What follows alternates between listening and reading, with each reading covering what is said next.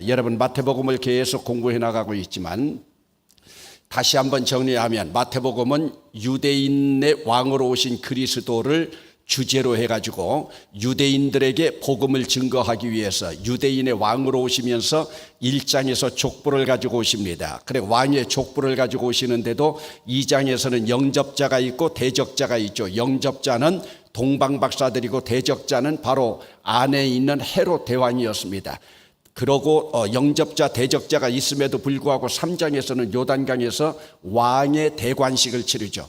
왕의 대관식을 치러서 왕으로 등극했음에도 불구하고 4장에 보면은 두 왕국이 싸움이 일어납니다. 이것은 하나님의 왕국과 사단의 왕국입니다. 그럼에도 불구하고 말씀으로 하나님의 왕국이 승리를 하고 나서 5장에 가서는 하나님의 왕국이 승리하니까 하나님 왕국의 마그나 칼타, 하나님 왕국 헌장을 5장에서 선포하죠. 지금 5장에서 선포한 이 말씀을 바로 우리가 지금 암송했죠. 이 선포한 것이 5장에서 7장까지 가고 있는데 5장은 특별히 그 헌장, 그리고 그래서 5장이라고 하는 것은 천국 시민으로서의 자격, 그리고 천국 시민으로서 할 일이 6장이죠. 천국 시민으로서 할 일은 바로 뭐였어요? 구제하고 기도하고 금식하고 땅의 것들을 하늘에 영원히 쌓아놓으라. 그리고 7장에서는 천국 시민으로서 하지 말아야 될 일들이 있죠. 다른 사람을 비난하지 말라, 비판하지 말라, 그리고 넓은 문으로 들어가려고 하지 말라, 좁은 문으로 들어가라 하면서 7장까지 산상수훈이 주님의 어록으로 나타나고, 그리고 8장에 가서는 이제 왕의 권세가 나타납니다. 왕의 권세가 나타나니까 왕이신 그리스도께서 질병도 고치고 자연도 주님께서 마음대로 운행하시고 사단을 정복하고, 그리고 9장에 가서는 죄를 사해주고 죽음 문제까지도 죽은 자도 살리는 놀라운 역사가 있죠. 여러분, 이러면서 왕의 권세가 늘 나타나고 있는데도 보면은 이제 10장에 가면 세례 요한까지도 헷갈립니다. 세례 요한이 헷갈리는 것이 뭐냐? 세례 요한이 감옥에 들어가 가지고 저기 온 예수가, 자기가 세례를 줬음에도 불구하고 저기에 온 예수가 정말로 메시아가 맞느냐, 너희들이 가서 한번 물어보고 오거라 하면서 지금 세례 요한도 헷갈리고 있는 그런 상황이에요. 그런 가운데서 이제 11장으로 죄송합니다. 10장에서 이제 왕의 권세를 나타내고서 제자들을 파송합니다. 제자들을 파송하고 났는데 11장에서 세례 요한이 헷갈립니다. 그리고 12장에서는 이제 바리새인들하고 그 율법사들하고 종교 지도자들하고 예수님하고 충돌이 일어나죠. 안식일 논쟁이 일어나가지고 밀밭에서 안식일을 어겼다고 하는 그런 것들 가지고 충돌하고 있는데, 이런 충돌하고 있는 것 가운데에서 이제 예수님도 여기에서 다시 한번 마음을 다잡는 거예요. 그것이 뭐냐? 세례 요한도 헷갈리고 지금 바리새인들이나 저 종교인들까지도 지금 충돌이 일어나고 있는데 하면서 지금 13장에 딱 가가지고 마음을 좀 잘 써라. 그러면서 너희들 밭이 옥토밭이 되지 않으면 안 된다면서 4가지 밭을 이야기하면서 돌짝밭을 갈아 엎어야 되고 가시떨기밭을 갈아 엎어야 되고, 그래서 너희들이 부드러운 마음으로 내가 너희들에게 지금까지 말한 천국의 씨는 잘못된 것이 하나도 없다. 밭이 잘못되어졌기 때문이다. 그러면서 너희들은 천국의 씨가 심어질 때에 너희들 스스로 너희들도 모르는 사이에 가라지가 지금 옆에서 자라고 있는데도 너희들은 모른다. 그러니까 농부가 가라지 뽑아낼까요? 내비두어라. 가라지 그거 하나 뽑아내려고 하다가 알곡 100개 가운데에서 하나라도 뽑히면 그건 되지 않는다. 그러면서 이제 주님께서 천국에 대해서 말씀하는 거예요. 천국은 너희들 같이 그 자리에 머물러 있어서는 안 된다. 누룩이 조그만 누룩 하나를 집어넣지만은 누룩이 반죽을 크게 부풀게 하는 것처럼 겨자씨는 세상에서 많은 식물의 씨 가운데서 작은 씨인데도 그것도 생육 번성 충만해가지고 큰 나무를 이룰 뿐만 아니라 숲을 이루어서 그 안에 새들이 와서 깃들 만큼 되었는데 너희는 어찌해서 아직도 겨자씨만한 것을 가지고 있느냐. 그리고 내가 지금 너희들에게 말하는 천국은 밭에 감추인 보화이다. 이전에는 은행이 없어서 보화, 항아리를 밭에다가 갖다 감추었는데 밭에다가 감춘 그것을 안다고 하면 너희들이 재산을 다 팔아서라도 그 밭을 사지 않겠느냐. 그리고 천국은 바로 너희들이 귀중히 여기는 진주와 같은 것이다. 너희들이 그 진주의 귀한 것을 알았다면 너희들이 그 진주를 사지 않겠느냐. 그래서 여러분, 씨 뿌리는 비유와 가라지 비유로 농부들을 상대로 그렇게 이야기하고 또 비즈니스하고 있는 장사꾼들을 상대로 해서는 그 밭에 감추인 보화와 진주, 그리고 또다시 그때의 갈릴리에 어부들이 있으니까 어부들을 향해서 너희들이 바라보는 천국은 뭔 줄 아느냐. 너희들이 그물을 던져가지고 그 그물에 많은 고기가 잡힌다 하더라도 그 고기 가운데에는 너희들이 먹을 만한 고기가 있고 먹지 못할 만한 고기가 있다. 먹지 못할 만한 고기들은 다 가려내어서 마지막 풀무볼 속에 집어넣어서 이를 갈며 슬피 울리라 하면서 헷갈리고 있는 자들에게 또다시, 그렇기 때문에 여러분, 마태복음 13장이라고 하는 것은 마태복음 5장에서 7장까지 나와 있는 그 바로 천국의 헌장과 같은 말씀이에요. 이걸 못 알아들으니까 너희들이 마음밭이 온유하지 못하고 심령이 가난해지지 못하고 너희들이 지금 핍박받을 준비가 되지 않고 화평하지 못하고 있으니 하면서 답답해가지고 13장에서 지금 다시 한번 말씀하고 있는 겁니다. 그러면서 지난주 여러분들에게 말씀드렸지만 너희들이 이 비유 7개 다 깨달았느냐. 깨달았으면 너희들이 창고 곳간에서 옛 것도 끄집어내고 새 것도 끄집어내가지고, 새 것이라고 해서 신약은 아닙니다. 너희들이 가지고 있는 천국, 너희들이 지금 뭐 하고 있느냐. 목축하고 있느냐, 농사 짓고 있느냐, 장사하고 있느냐, 아니면 어부 노릇하고 있느냐. 너희들 그 삶의 자리에서 천국의 삶을 살고 있는 것을 넉넉하게 너희들이 다른 사람들에게, 이웃에게 꺼내다가 좀 나누어 주어라. 그래서 그 사람들이 그것을 보고 나갈 수 있도록.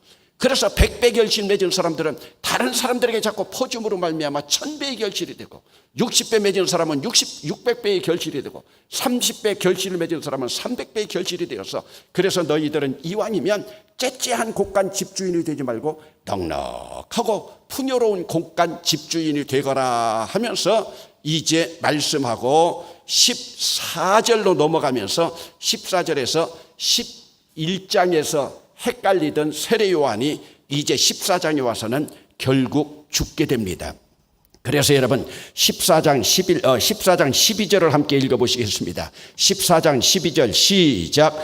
요한의 제자들이 와서 시체를 가져다가 장사하고 가서 예수께 아뢰니라. 그래서 예수님에게 대관식에서 주례를 보았던 이 세례 요한, 세례를 집례했던 세례 요한도 결국은 여기서 끝나고, 그리고 이제 유명한 우리가 잘 알고 있는 오병이어의 역사가 일어납니다. 여러분, 오병이어의 역사가 일어나고 나니까 여러분, 오병이어 더 설명하지 않아도 되죠. 도시락 하나를 가지고 5,000명을 먹여 살리고 있으니까 그 백성들이 이제 난리가 난 거예요. 앞으로 이 로마에서 독립운동을 일으켜가지고 이 나라를 일으킬 또다시 유대의 건국 정신으로 이어져 가지고 지도자가 될 사람은 바로 예수다. 그들이 흥분하고 있는데, 흥분하고 있는 것은 사실은 그 군중들만이 아니었습니다. 바로 예수님의 제자들이었습니다. 도시락 하는데 나누어주면 나누어줄수록 5,000명을 먹이고도 남으니까 자기들이 더 흥분하고 있는 거예요. 나누어주면서요. 우리 예수님이 이런 분인데, 이제 오늘 우리가 예루살렘에 올라가면 우리는 장관 자리 하나씩은 12명 차지하고, 만약 12명 장관 가운데 안 된다 하더라도 비서실장이나 어디 비서관 하나 들어가지 못하랴. 지금 출세 가운데 자기들이 지금 막 가슴으로 부풀어 있는 거예요. 그러면서 무리들도 지금 부풀어 있고 예수님의 제자들은 더 부풀어 있고. 왜? 예수님과 가까이 있었으니까. 하나는 우, 하나는 오른쪽 좌편 하면서 우의정 좌의정 하면서, 아니면 그 문무 백관 가운데에서 자기들이 들어갈 것이 아니냐. 그러면서 자기들이 흥분하고 있을 때, 흥분하고 있다고 하는 건 뭐예요? 우리의 컨디션이 최고로, 우리의 복받은 것이 최고로 올라간다고 할 때, 오늘 내 영광이 최고로 올라갈 때, 내 영예가 최고로 올라갈 때, 다른 사람들이 나를 최고로 칭찬할 때, 오늘 본문에서는 이 자세를 지금 보여주고 있는 거예요. 여러분, 지금 군중들이 예수님을 얼마나 따랐으면 5,000명까지 왔겠습니까? 예수님의 제자들이 지금 얼마나 나누어주면서 흥분하겠습니까? 이때 여러분이라면 어찌하겠습니까? 이왕 올라갔으니까 더 올라가겠습니까? 예수님은 그렇게 하지 않았습니다. 군중들을 다 흩었습니다. 그리고 예수님 제자들에게 갈릴리로 가라고 다 흩어버렸습니다. 그리고 예수님은 스스로 어디로 가셨는지 보세요. 여러분 22절을 보시겠습니다. 22절 같이 읽겠습니다. 시작. 예수께서 즉시 제자들을 재촉하사 자기가 무리를 보내는 동안 배를 타고 앞서 건너편으로 가게 하시고, 여러분 보세요. 예수님 지금 무리 5천 명을 다 보내고 있습니다. 지금 무리 5천 명 가운데서는 예수님 12 제자 가운데 한 사람에게라도 눈도장을 찍으려고 지금 그 제자들을 붙들고 있는 그때 예수님이 어떻게 합니까? 배를 타고 앞서 건너편으로 제자들을 다 내쫓습니다. 너희들 저 사람들 만나지 마라. 이거 너희들 인기가 아니다. 그리고 예수님 보세요. 23절. 무리를 보내신 후에 기도하러 따로 산에 올라가시니라. 여러분, 예수님에 대한 영예, 예수님에 대한 명예 최고가 될 때 예수님은 오히려 무릎 꿇고 기도하셨습니다. 그리고 이것으로 흥분해가지고 최고의 상태로 올라가던 제자들 다 흩어가지고 갈릴리로 가라고 했습니다. 예수님을 높이 세우려고 했을 때, 군중들 세우려고 했을 때 예수님이 그들을 다 뿔뿔이 흩어보내셨습니다. 그래서 여러분 오늘 본문은요, 앞에 나와 있는 5천 명을 먹이신 오병이어의 사건과 연결시키지 않으면 안 됩니다. 그러니까 지금 여기에서 예수님의 놀라운 기적의 역사가 8장 9장에서부터 시작이 되었던 거예요. 각종 병든 자를 고치고 자연을 향해서 능력을 행하시면서 바람까지도 꾸짖고 풍랑까지도 잔잔하게 하신 이 예수님. 예수님의 인기가 최고로 충천될 때, 오늘 우리는 어떻습니까? 내 인기가 최고로 올라갈 때 더 무릎 꿇습니까? 아니면 그 인기를 상승해가지고 더 출세하려고 올려가려고 합니까? 이것이 바로 예수 믿는 자들에게 주님께서 보여주시는 그 모습이에요. 장관 자리 하나 얻게 생겼는데 지금 이들이 어떻게 됐습니까? 엄밀히 말하면 죽게 됐습니다. 왜요? 바다에서 풍랑이 일었기 때문에요. 그러므로 그들이 고난을 당하고 있었습니다. 여러분 24절 함께 읽어보시겠습니다. 시작. 배가 이미 육지에서 술이나 떠나서 바람이 거스름으로 물결로 말미암아 고난을 당하더라. 고난에다가 동그라미 치세요. 이것은 물에 빠져 죽을 위기의 고난이에요. 지금 간단하게 나와 있지만요, 죽게 생겼어요. 여러분 보세요. 지금 앞에 세 절 앞에 있는 문장하고 이 문장하고 보세요. 지금 장관 자리쯤 하나 얻게 생겼는데 인기가 충천해져 가지고 지금 예루살렘에 올라가면 출세하게 생겼는데 지금 죽느냐 사느냐 기로에 달려 있습니다. 죽느냐 사느냐 문제가 뭡니까? 인간의 실존 문제입니다. 오늘 우리는 잘 알아야 될 것이요, 하나님은 고난 속에서 인간의 실존을 깨닫게 합니다. 여러분 지금까지 예수 믿으면서 고난을 겪어보지 않은 사람은요, 여러분들의 실존 문제 해결하지 못합니다. 하나님께서 나에게 고난을 주시는 것은요, 내 실존 문제 해결하기 위한 거예요. 실존 문제가 뭡니까? 내가 누구이냐? 내가 누구이냐? 그래서 여러분 사실은 참 단순한 문제 같지만은 소크라테스의 말이요, 철학의 시작이에요. 너 자신을 알라. 이것을 칼빈은요, knowledge of God, knowledge of self, 하나님을 아는 것이 나를 아는 거라고 했습니다. 그런데 여러분, 이것은 우리나라에서도 최고의 진리였어요. 얼마 전에 전 세계에 음악의 전문가들이 수백 명이 모였습니다. 한국 사람은 하나도 포함 안 된 거예요. 거기에서 세계에서 최고로 아름다운 가락으로 무엇이 뽑혔는 줄 압니까? 아리랑이 뽑혔습니다. 언제 제가 그것 여러분들에게 영상 보여줄 거예요. 아리랑이 뽑혔어요. 아리랑은 곡조만이 아니라 우리 조선 민족의 철학이 그 안에 들어가 있습니다. 여러분 아리랑이라고 하는 것이요, 아자가 뭔 줄 압니까? 내 아자예요. 자할 때 내 아. 리가 뭡니까? 이치할 때입니다. 안다는 겁니다. 그래서 알이라고 하는 것은 나를 아는 겁니다. 랑이라고 하는 것은 즐거울 랑자입니다. 명랑할 랑자입니다. 나를 아는 것이 즐거움이다. 나를 알지 못하고 살아가는 자는 심리도 못 가서 죽어버린다는 이야기예요. 아리랑은 이별의 노래가 아닙니다. 아리랑은 중국어로는 워라고 말하고 있지만은 아리랑, 나를, 이라고 하는 것이 뭐예요? 칸트 가운데서도 보면 이기이월론 나오잖아요. 이기라고 하는 것이 뭐예요? 깨닫는다는 거예요. 나를 깨닫는 즐거움, 아리랑. 얼마나 멋진 말입니까?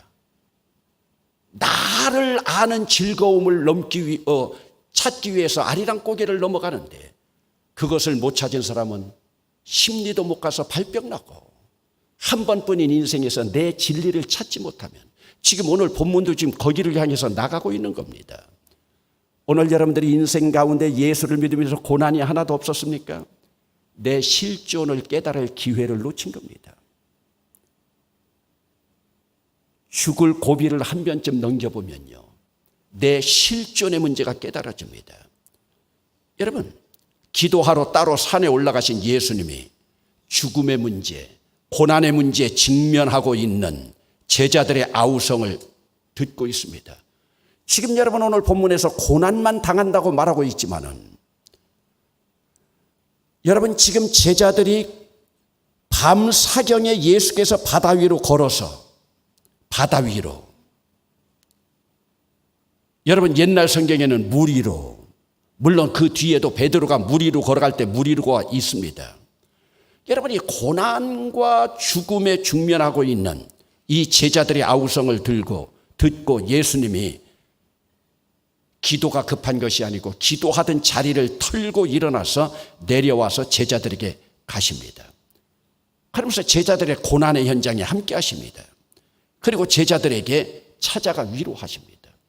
오늘 이것은 내 고난의 현장에 주님이 저 멀리에서 구경꾼으로 있는 것이 아니라 오늘도 내 고난의 현장에서 주님께서 두 눈을 부릅뜨고 함께 계심을 오늘 우리에게 보여주고 있습니다. 오늘 본문에서 우리에게 보여주는 가장 큰 핵심은 예수님은 우리 문제 가운데 함께 하시는 분인 줄로 믿습니다. 여러분, 내 문제, 내 고난 속에서 함께 있는 거예요. 여러분, 예수님은 우리의 고난을 구경하는 구경꾼이 아닙니다. 우리의 고난과 우리의 문제 가운데 함께 하십니다. 이것이 바로 임마누엘입니다. 나와 함께 하시는 하나님. 여러분, 많은 이성주의자들은요, 오늘 본문에 보면 바다 위로 나오는 것들이 제자들의 착시 현상이다. 여러분, 똑같이 예수를 믿으면서도 이성주의자들은요, 어떻게 하면 이 말씀을 신비적인 것으로 바라보지 않으려고요, 제자들이 착시를 일으켰다는 거예요. 그러면 여러분 24절을 다시 한번 주목해 봅시다. 조금 전에 우리가 읽었지만 배가 이미 육지에서 술이라고 하는 것은 몇 킬로나 떠나서 바람이 거스름으로 분명히 말씀하고 있잖아요. 이것은 예수님의 기적 사건을 믿지 않으려고 하는 이성주의자들입니다. 그러면 여러분, 오늘 우리 주님은요, 바람과 파도까지도 정복하신 분입니다. 오늘 예수님은 지금도 바람을 타고 파도를 밟고 우리에게 오시는 분인 줄로 믿습니다. 여러분, 내가 고난과 시련의 문제에 머물러 있을 때에 오늘 우리 주님은 구경꾼이 아니라는 거예요. 그러면 오늘 우리는 우리의 고난의 문제나 시련의 문제를 내 머리 위에 얹고 사느냐, 아니면 어려운 그 환경을 짓밟고 살아가느냐, 여기 문제가 있습니다. 오늘날 많은 예수 믿는 사람들이요, 자기 질병을 머리 위에다 얹고 살아요. 자기 자녀들 문제를 머리 위에다 얹고 살아요. 고난의 문제를 머리 위에 얹고 살아요. 그러나 예수 잘 믿는 사람은요, 이런 문제를 짓밟고 살아요. 짓이라고 하는 단어가 들어가서 좀 너무 과격할까 모르지만 밟고 살아간다고요. 이거 무슨 말입니까? 어려운 환경도 밟고 살아가는 거예요. 지금 예수님은 지금 바다 위로, 물 위로 걸어오시는 거예요. 풍랑까지도 지금 밟고 오시는 거예요. 여러분, 이걸 착시현상이라고요. 오늘 우리 믿음으로는 예수님이 만약 물구나무 써서 오신다고 해도 우리는 믿게 될 줄로 믿습니다. 왜? 전지전능하신 하나님이시기 때문에요. 오늘 우리가 이걸 분명히 알아야 돼요. 오늘 여러분들은 금년까지도 7개월을 함께 살았지만 여러분들의 고난의 문제를 머리 위에다 얹고 살아가느냐, 아니면 여러분들의 어려운 환경까지도 짓밟고 살아가고 있느냐. 여러분, 그리스도인들은 불가능을 가능케 하는 자들입니다. 세상 사람들은 어려운 문제에 갇혀 살고 어려운 문제에 그들이 이겨 살아가고 있지만은 오늘 우리는 어려운 환경도 딛고 일어서는 사람들인 줄로 믿습니다. 그러므로 오늘 내가 구원받았다고 하는 기적보다 더 큰 기적은 없습니다. 오늘 우리는 죽음과 지옥의 권세까지도 짓밟고 또 다른 하나를 가지고 온다면 우리는 지옥과 그 죽음의 권세까지도 뭉개고 살아가는 자들인 줄로 믿습니다. 오늘 우리에게는 지옥, 오늘 우리에게는 저주, 이것이 없기 때문입니다. 그런데 여러분, 오늘 본문 속에서 바라보면요, 예수님이 바다 위로 걸어오는 모습을 바라보면서 승질급한 베드로가요 도전을 합니다. 여러분, 여기서도 보세요. 지금 예수님이 바다 위로 걸어오시는 모습을 바라보며 베드로가 도전을 해요. 12명 가운데 베드로 혼자 도전하고 11명은 구경꾼이 됩니다. 그러면서 베드로가, 여러분 29절 봅시다. 함께 읽어보시겠습니다. 시작. 오라 하시니 베드로가 배에서 내려 물 위로 걸어서 예수께로 가되, 물 위로 분명히 걸어서 예수께로 간다고 했습니다. 여러분, 오늘 우리는 우리의 꿈대로, 오늘 우리는 하나님 앞에 믿음 가지고 도전하고 있는 거예요. 여러분, 정말로 여러분들이 도전한다면요, 오늘도 남몰래 꼭꼭 접어놓은 여러분들의 기도 제목, 교회 와서는 대중 속에서 함께 있기 때문에 여러분들이 교제하면서 함께 웃고 있지만은 남몰래 이불 속에서 눈물 흘리면서 주님 앞에 부르짖는 꼭꼭 접어놓은 기도 제목, 그거 한번 펴보세요. 여러분들이 꿈꾸고 있는 것, 여러분들이 일생 동안에 한번 도전할 것들 한번 도전해 보세요. 질병의 문제요, 자녀들 문제요, 비즈니스 문제요. 여러분, 이때 베드로가 몇 발짝을 걸었습니다. 분명히 오늘 성경에서 믿음으로 걸었습니다. 어떻게 걸었어요? 주님께서 말씀하시니, 따라합시다. 주님께서 말씀하시니. 다시 한번 따라합시다. 오라. 주님께서 오라 하시니요, 그대로 주님께서 말씀하신 대로 명령 따라갔어요. 그런데 여러분, 믿음으로 시작한 일에도요 실패는 있습니다. 물속에 빠졌습니다. 여러분들이 이걸 분명히 알아야 돼요. 믿음으로 시작했어도 실패는 있어요. 그러나 그것은 주님 앞에 실패가 아니에요. 도전하지 않은 게 실패죠. 여러분, 성공의 최고 정상까지 올라갔지만은 믿음이 없다, 그것은 성공이 아닙니다. 실패의 자리까지 갔습니다. 그러나 믿음을 가지고 실패의 자리까지 갔습니다. 그러나 그것은 주님 앞에서 꾸중받을 일이 아닙니다. 주님 앞에서는 그것이 바로 성공의 자리입니다. 여러분, 믿음으로 시작한 일이지만 실패할 수 있어요. 베드로가 물속에 빠졌어요. 왜 빠졌어요? 베드로가 빠졌을 때 구경하고 있었던 제자들이요, 거 봐라, 너 하는 짓거리 비웃었을 수 있어요. 조롱할 수 있어요. 경멸할 수 있어요. 그러나 믿음으로 도전한 베드로에게 예수님이 뭐라고 말씀하셨는지 보세요. 믿음이 작은 자여 왜 의심하였느냐, 31절에 나오죠.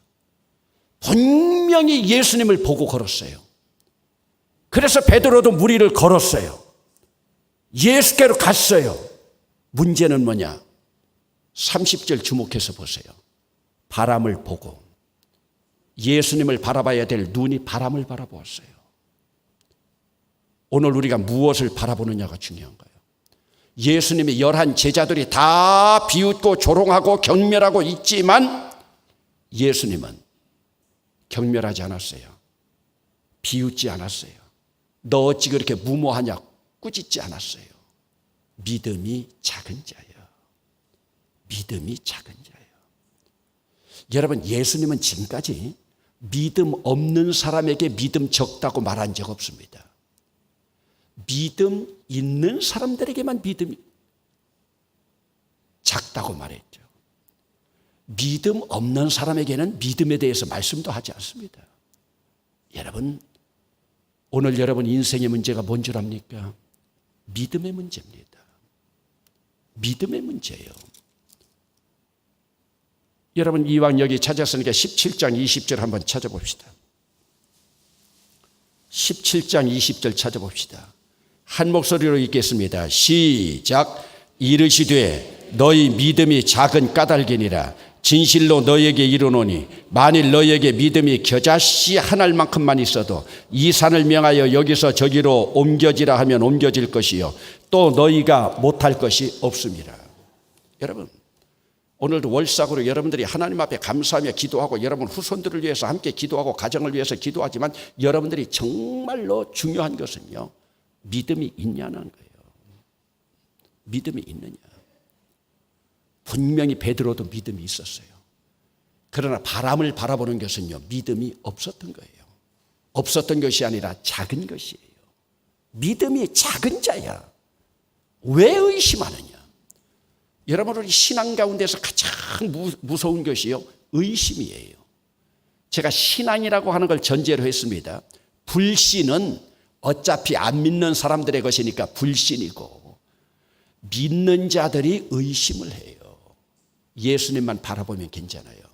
바람을 바라봤어요. 환경을 바라봤어요. 오늘 여러분 보세요. 하나님 앞에 기도하면서도요, 환경 바라보는 사람이 더 많아요. 사람 바라보는 사람이 더 많이 있어요. 여러분 기억하시기 바랍니다. 우리는 믿음이 있다고 해도 물에 빠질 수 있습니다. 여러분, 우리의 건강이 물에 빠질 수 있습니다. 우리의 사업이 물에 빠질 수 있습니다. 우리의 행복이 물에 빠질 수 있습니다. 우리의 사랑이 물에 빠질 수 있습니다. 우리의 관계가 물에 빠질 수 있습니다. 그러나 믿음을 회복하고 천부여 의지 없어서 손들고 옵니다. 천부여 의지 없어서 손들고 옵니다. 주님 앞에 무릎 꿇고 다시 한번 두 손 들고 회개하고 믿음을 회복하면 주님께서 분명히 우리가 원하는 대로 믿음대로 이루어 주시는 거예요. 여러분, 우리는 다 내 기도가 응답되지 않는다고. 여러분, 죄송하지만 여러분 기도 다 응답되면요, 여기 절반이 예수 안 믿을 사람이 더 많아요. 그 기도 응답되고 나면요. 오늘 우리는 내가 가지고 있는 이미 받은 은혜가 얼마나 큰가. 받은 은혜가 얼마나 큰가. 여러분, 오늘 기도 제목 가운데서도 여러분들이 정욕적으로 구하는 것 없는지 보세요. 정욕이라고 하는 것이 뭐예요? 인간의 욕심으로요. 그렇기 때문에 하나님 앞에 기도하는 것도요, 지혜로운 기도는요, 감사한 만큼 기도하는 거예요. 지금까지 나에게 이만큼 주신 건강에 대해서는 감사하지도 않고 지금 조그마한 것, 아픈 것 가지고 그거 치료해달라고.